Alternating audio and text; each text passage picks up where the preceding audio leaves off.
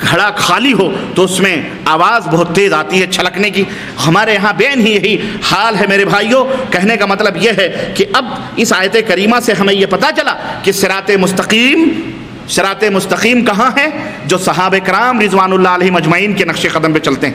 اب آج جو دھڑے بندیاں ہمارے ملکوں میں ہیں، حنفی خاص طور سے زیادہ ہیں، شافعی بھی ہیں، دو گروپ ہیں، اور ان دونوں گروپوں میں بھی آپس میں کافی لے دے ہو رہی. ہمارے ہاں ہمارے مولوی حضرات تقریر کرتے ہیں اور میرے پاس وہ کیسٹیں موجود ہیں، اور مجھے حیرت ہوتی ہے. وہ کہتے ہیں کہ جناب علی اصل میں یہ 4 مذہب جو تقسیم ہوئے تو اس لیے ہوئے تاکہ امت کے اندر انتشار نہ پیدا ہو. امت کے اندر بولو انتشار نہ پیدا ہو، اس لیے ایک دور آیا کہ امت کو 4 حصوں میں بانٹ دیا گیا کہ جو چاہے ان 4 اماموں میں سے کسی ایک امام کا ہو کے رہے. اب ان سے یہ سوال کیا گیا کہ جناب علی کیا 4 اماموں میں سے کوئی ایک کو چھوڑ کر ایک کی باتوں کو لے سکتا ہے کہ نہیں لے سکتا؟ کہنے لگے نہیں.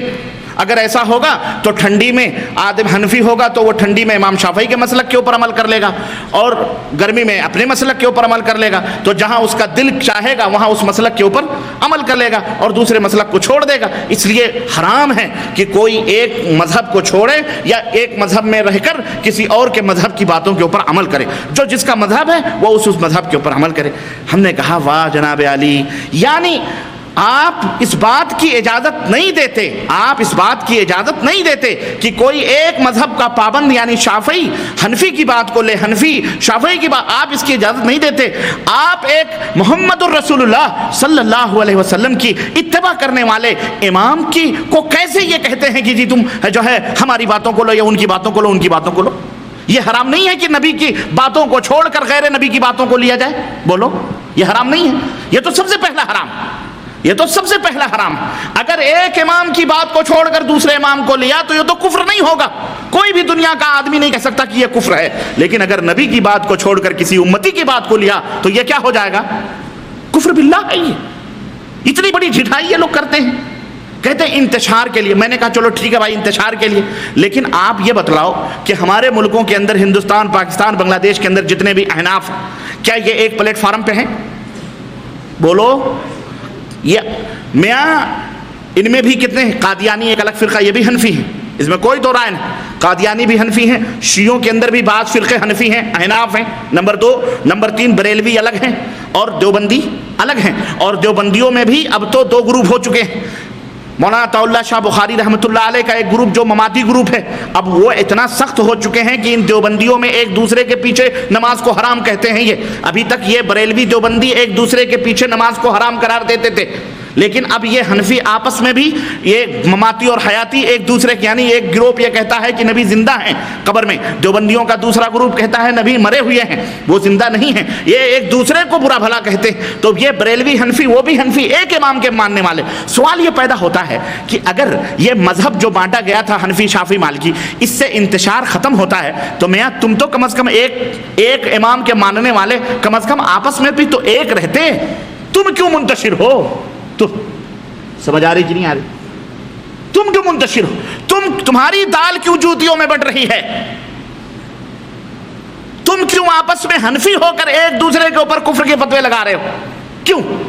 اس کا مطلب یہ ہے کہ اللہ فرماتا ہے وَإِن تَوَلُّوا فَإِنَّمَا هُمْ فِي شِقَاقٍ. اگر صحابہ کا طریقہ چھوڑو گے تو پھر وہیں اختلاف ہوگا، وہیں شقاق ہوگا. شقاق، جدائیگی، تفرقہ پیدا ہوگا صحابہ کے نقش قدم پر. تو یہ جتنے بھی ہیں یہ سب ہٹے ہوئے لوگ ہیں. یاد رکھو سب کی کھسکی ہوئی ہے، کسی کی بنیاد درست نہیں ہے. میں بھی بتاتا ہوں ان کی بنیادیں کہاں ہیں میرے عزیزوں، میرے بھائیوں. اس لیے کوئی دعویٰ نہ کرے، یہ حق بات قرآن و سنت. آگے ہم بڑھتے ہیں. اللہ تبارک و تعالیٰ کی آیت کریمہ سے ہمیں کیا معلوم ہوا کہ صراط مستقیم کہاں ہے؟ صراط مستقیم کہاں ہے؟ صراط مستقیم کہاں ہے؟ ہاں، رب کے قرآن میں ہے اور مصطفیٰ جان رحمت صلی اللہ علیہ وسلم کے فرمان میں ہے. اور سنو، کامیابی اور جنت اور جہنم کے، آخرت کے اندر کامیابی اور جنت اور فوز اور فلاح کس کو اور شفاعت کبریٰ کس کو ملے گی اللہ کے نبی صلی اللہ علیہ وسلم کی؟ اللہ تعالیٰ ارشاد فرماتا ہے من یطع اللہ ورسولہ فقد فاز فوزا عظیما، جو اللہ کی اطاعت کرے اور جو رسول اللہ صلی اللہ علیہ وسلم کی اطاعت کرے وہ بہت بڑی کامیابیوں سے ہمکنار ہوا۔ قرآن کے اندر کوئی بھی ایک آیت کریمہ مائی کا لال یہ بتلا دے، مولوی سے پوچھو، آپ لوگوں کو تو خیر پتہ ہی نہیں ہے، اللہ ہی خیر کرے، پتہ نہیں کب سو کر کے جاگو گے، اللہ تعالیٰ آپ کو ہدایت عطا فرمائے، اور کب یہ مولویوں کو لڑاتے رہو گے، آپ لوگ لڑا رہے ہو یا آپ لوگ لڑا رہے ہو؟ عوام یہ مولویوں کو لڑنے کا موقع دیتی ہے، عوام مولویوں کو لڑاتی ہے۔ اگر عوام چاہ لے کہ ہمیں صراط مستقیم پانا ہے، یہ مولوی اللہ کی قسم 2 دن میں سدھر جائے گا، 2 دن بھی نہیں لگے۔ یہ قرآن و سنت سے کسی کو اختلاف ہے؟ بولو تو پھر کیوں نہیں مان لیتے اس کو؟ لیکن آپ بھی بہت بڑے وکیل صفائی بنتے ہیں، جب بھی بات آتی کہتے جی ہمارے مولوی صاحب نے فرمایا۔ تیرا کون سا مولوی؟ تو نے پیدا کیا ہے، تیرے جسم سے پیدا ہوا وہ، نہ تمہارے ماں کا، نہ تمہارے باپ کا، نہ رشتے کا، نہ ناتے کا، نہ خون کا، نہ پانی کا، کسی کا نہیں۔ تمہارا کون سا مولوی؟ قبر میں جائے گا وہ۔ تمہارے تو ایک ہیں، اور وہ کون ہیں؟ حضرت محمد الرسول اللہ۔ ہم اسی ایک کی دعوت دیتے ہیں، وہی ہے رہبر، وہی رہنما، وہی مقتدا، وہی امام اعظم، وہی حکیم الامت، وہی پیران پیر، وہی سب کچھ۔ اللہ کے بعد جن کا مقام ہے، جن کے بارے میں قیامت کے دن تم سے پوچھا جائے گا، بلکہ قبر ہی میں پوچھا جائے گا کہ نہیں پوچھا جائے گا؟ بولو کہ وہاں پوچھا جائے گا کہ تم امام حنیفہ کے مقلد تھے یا امام احمد بن حنبل کے؟ پوچھیں گے تم حنبلی تھے کہ شافعی تھے؟ منکر نکیر آگے پوچھیں گے، ان بیچاروں کو تو پتہ ہی نہیں۔ ارے میاں وہ تو بڑی دور کی بات رہی، خود ان ائمہ بیچاروں کو پتہ نہیں ہے کہ میرے ناموں کے ڈنکے بج رہے ہیں دنیا کے اندر، ان غریبوں کو خود پتہ نہیں ہے، ان بیچارے اماموں کو خود پتہ نہیں ہے، واللہ ان کو خود پتہ نہیں ہے کہ میرے ناموں کے ڈنکے، میرے نام کے اوپر لوگ میرے ناموں کے تووں پر اپنی روٹیاں مولہ سونپ سینک رہے ہیں، کھا رہے ہیں، اور اللہ کے نبی کو ٹکڑے ٹکڑے میں کیا ہوا ان غریبوں کو خود پتہ نہیں۔ یہ ائمہ تھے رحمہم اللہ، اللہ ان کی قبروں کو نور سے معمور فرمائے، ان کی لغزشوں خطاؤں کو اللہ معاف فرمائے۔ یہ ائمہ اہل الحدیث تھے، اہل الحدیث کون تھے؟ اہل الحدیث، اصحاب الحدیث تھے یہ ائمہ الحمدللہ کسی کی تقلید نہیں کرتے تھے۔ اور میں ابھی تاریخ بتلاتا ہوں، یہ بنیادی بات سنو، کامیابی، جنت سے نجات کہاں ملے گی؟ اللہ اور اس کے رسول کی اطاعت میں۔ اللہ فرماتا ہے قُلْ إِن كُنتُمْ تُحِبُّونَ اللَّهَ فَاتَّبِعُونِي يُحْبِبْكُمُ اللَّهُ، تم جنت میں جانا چاہتے ہو، اللہ کے محبوب بندے بننا چاہتے ہو تو تم میرے نبی کی پیروی کرو۔ اللہ کیا فرماتا ہے وَيَغْفِرْ لَكُمْ ذُنُوبَكُمْ، میرے حبیب کے پیچھے پیچھے چلو گے، گنہگار ہوگے بھی تو ہم تمہارے گناہوں کو معاف فرما دیں گے۔ اللہ، یہ بتاؤ کسی امتی کے پیچھے چلنے کی ضمانت اللہ نے لی ہے؟ لیکن لوگوں نے بتایا، ہاں اعوذ باللہ، میں کیا بتلاؤں، در مختار اٹھا کے دیکھو، فتاوی حنفیہ کی، فقہ حنفیہ کی معرکۃ الآراء کتاب، کوئی مولوی ہو تو جا آئے اور اس کو میں بتاؤں کہ مولانا حنفی صاحب آپ اپنی کتاب فتاوی در مختار اٹھائیں گے، در مختار کے مقدمے میں لکھا ہوا ہے کہ حضرت امام ابو حنیفہ رحمۃ اللہ علیہ، اللہ اس کی قبر کو نور سے منور فرمائے، وہ بندہ بری ہے اس اتہام سے اور اس جھوٹ سے کہ امام صاحب رات کو گئے، امام صاحب کہاں گئے؟ رات کو خانہ کعبہ کی چابی مانگے تالے والے سے، اس نے چابی دے دی اور کہا کہ میں رات کو خانہ کعبہ کے اندر نماز پڑھنا چاہتا ہوں، چابی دے دی، اندر گئے، ایک ٹانگ کے اوپر کھڑے ہو کر کے آدھا قرآن پڑھا۔ یہ عبادت کا طریقہ ہے؟ اتنا بڑا فقیہ، اتنا بڑا امام جسے 70,000 حدیثیں پڑھانے کا دعویٰ، آج تک 70,000 حدیثوں کا ہمیں پتہ نہیں چلا۔ آج تک ہم یہ دیکھ رہے ہیں کہ فقہ حنفی کی نوک پلک اور اس کی بھویں بخاری، مسلم، ترمذی، ابو داؤد سے سنواری جا رہی ہیں۔ نہیں سمجھ آئی؟ آج تک بخاری، مسلم، ابو داؤد اپنے مذہب کی باتیں بخاری، مسلم، ابو داؤد، نسائی، ترمذی، ابن ماجہ، صحیح ستہ سے صحیح کی جاتی ہیں۔ پتہ نہیں امام صاحب یہ 70,000 حدیثیں جو ان کو یاد تھیں، جو لکھا کے گئے، کہاں غائب ہیں، اب کب نکلیں گی اللہ ہی بہتر جانے۔ اور کسی دل جلے نے یہاں تک لکھا کہ امام صاحب رحمۃ اللہ علیہ جو تھے، ان کی پوری کتابیں ایک صندوق میں بند ہو کر دریائے نیل کے اندر نیچے ہیں، جب امام مہدی آئیں گے، خضر آئیں گے تو اس کو نکالیں گے۔ واللہ ایسی علم گلم باتیں سنو۔ الغرض کہہ رہے ہیں کہ امام صاحب نے آدھا قرآن ایک ٹانگ کے اوپر کھڑے ہو کر پڑھا، پھر دوسرا قرآن، آدھا قرآن ایک پہر، رات کے ایک پہر میں دوسرے ٹانگ کر کے یوں قرآن پڑھا۔ اب اس کے بعد میں کہنے لگے اللہ تیری عبادت کا حق ادا نہیں کیا، تو اللہ کی طرف سے آواز آئی، امام صاحب رحمۃ اللہ علیہ نے ایک آواز سنی کہ نہیں اے ابو حنیفہ، تمہاری عبادت سے مجھے بڑی خوشی ہوئی ہے، جاؤ قیامت تک تجھے بھی اور جتنے تیرے تیرے ماننے والے اور تیرے مذہب کے اوپر عمل کرنے والے ہیں سب کو میں نے بخش دیا ہے۔ اللہ کی قسم، اور جھوٹ بولنے والے پر اللہ تو کروڑوں لعنتیں نازل فرما، بولو آمین، بولو آمین۔ ہے حوالہ غلط کرنے والے پر اللہ کروڑوں لعنتیں نازل فرمائے۔ بتاؤ بھیا اب کہاں جاؤ گے؟ اللہ کے نبی کی پیروی کرنے پر تو ہم یہ خوش تھے کہ اللہ کے نبی جنت کی ضمانت ہیں، یہاں تو کہتے ہیں ہمارے امام کے پیچھے چلو جنت مل جائے گی۔